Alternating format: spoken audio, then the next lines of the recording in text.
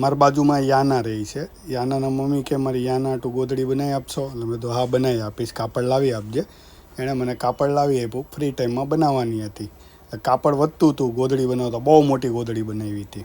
એટલે મેં તો લાને એને 4 ઓશિકા બી હારે બનાવી દો એટલે એને રમવામાં કામ આવે. એટલે એની અંદર ઓશિકામાં કાઉન બનાવ્યું, સ્ટાર બનાવ્યો, મૂન બનાવ્યું અને હજી એક હતું ક્લાઉડ બનાવ્યું, વાદળ. એ બધું રેડી થઈ ગયું. પછી મોટી ગોદડીની જે કંઈ સિલાઈ ને બધું કરવાનું હતું કરી નાખ્યું. પણ આખી ગોદડી મેં ઊભા જ બનાવ્યો, બેઠા નથી બનાવેલી. આખું સ્ટીચ હોય ને એ બધા ઊભા જ કર્યા બધાની અંદર, ટોટલ વસ્તુમાં. પછી રેડી થઈ ગઈ.